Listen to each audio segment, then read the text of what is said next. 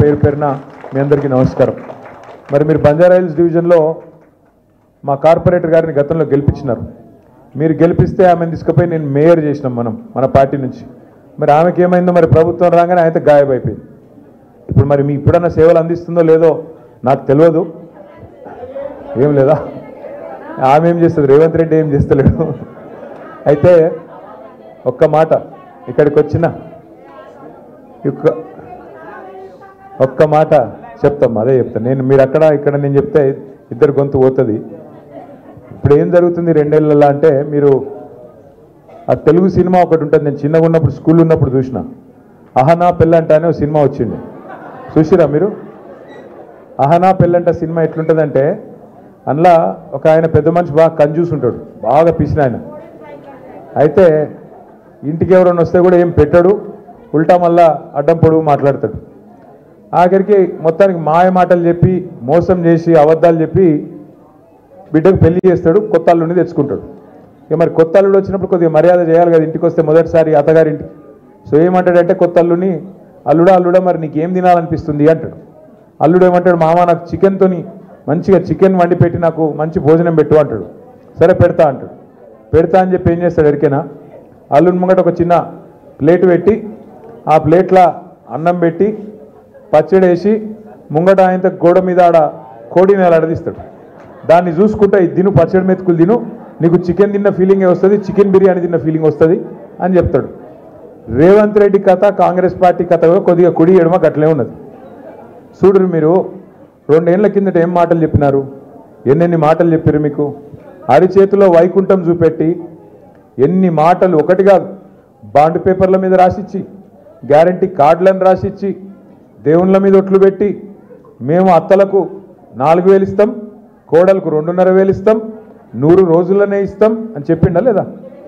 ఓ గల్లి గల్లి తిరిగి లొల్లి పెట్టి మామూలు కాదా, కార్డులు కొట్టి కార్డులు ఇంటింటికి వంచి ఆగమాగం చేశారు. ఎంత అన్యాయం అంటే కేసీఆర్ గారు ₹1,00,000 ఆడపిల్ల పెళ్లికి ఇస్తే, లగ్గానికి ఇస్తే, నేను ₹1,00,000 కాదు మీదికెళ్ళి తులం బంగారం ఇస్తా అని చెప్పిండు రేవంత్ రెడ్డి గారు. ఎవరికన్నా వచ్చిందా తులం బంగారం? వచ్చిందా? తులం బంగారం కాదు. ఎంత ఘోరం అంటే, మీ మెడల పుస్తల తాడు గుంజుకోకపోతే వీళ్ళే గొప్పోళ్ళు. అంత దుర్మార్గులు, అంత అరాచక ప్రభుత్వం ఇవాళ వచ్చినది. 2 ఏళ్ళైంది ప్రభుత్వం వచ్చి.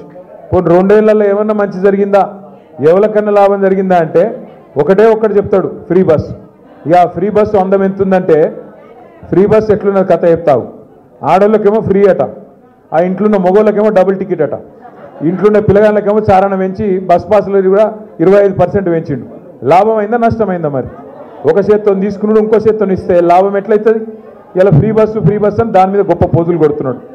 నేను మీ అందరికీ చేసే ప్రార్థన ఒకటే, కేసీఆర్ ఉన్నప్పుడు, కేసీఆర్ ప్రభుత్వం ఉన్నప్పుడు ఏం జరిగిందో మీకు తెలుసు.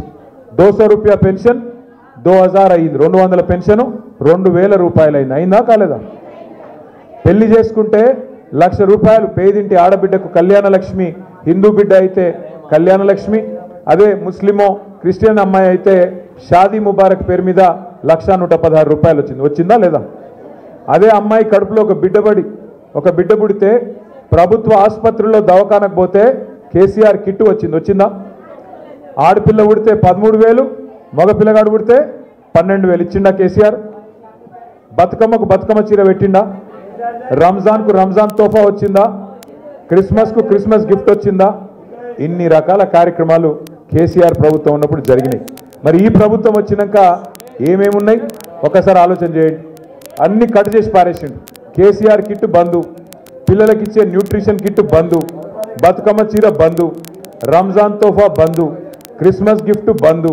ఇప్పుడే శ్రీనివాస్ నాయుడు గారు గుర్తు చేస్తూ ఉన్నారు, ముఖ్యమంత్రి గారు నిన్న జూబ్లీహిల్స్ ఎన్నికల్లో ప్రచారం చేస్తుండ్రు.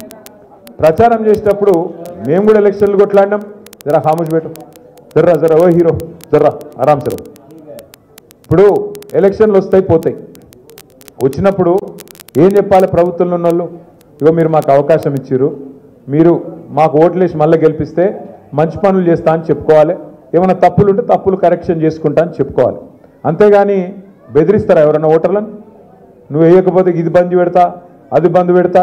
నేను అడుగుతున్నా, ఒక్కసారి ఆలోచన చేయండి. మీరు ఆ పదవే ప్రజలు ఇచ్చిన భిక్ష. ఆ పదవి మంత్రి పదవైనా ఎమ్మెల్యే పదవైనా ముఖ్యమంత్రి పదవైనా మీరు పెట్టిన భిక్ష. మీరు కాదనుకుంటే పెద్ద పెద్దోళ్ళే దిగిపోయారు. ఎన్టీ రామారావుని ఒడగొట్టిరు ఈ దేశంలో, ఇందిరమ్మను ఒడగొట్టిరు. మరి ఈయన ఎంత 3 ఫీట్ల మనిషి, గట్టిగా మీరు అనుకుంటే తీసవతల వారేస్తారు. కానీ ఆయన ఎక్కువ ఊహించుకుంటున్నాడు. ఆయన నేనేదో రాజు అయిపోయినా, చక్రవర్తిని అయిపోయినా, నన్ను మించిన వాడు లేడు, నేనేదో యుద్ధంలో గెలిచి వచ్చినా, ఇది నా సామ్రాజ్యం అన్నట్టు ఇది కట్ చేస్తా అది కట్ చేస్తా అంటే ఆయన తోక కట్ చేసే రోజులు ఎక్కువ దూరం ఏం లేదు. జూబ్లీ హిల్స్లో బరాబర్ ప్రజలు తోక కట్ చేసే ఆలోచనలో ఉన్నారు. కాంగ్రెస్ పార్టీది బుద్ధి చెప్పే ఆలోచనలో ఉన్నారు. ఇక్కడున్న మీ అందరికి కూడా నా రిక్వెస్ట్, మీ అందరికీ జూబ్లీ హిల్స్లో కూడా చుట్టాలు ఉంటారు.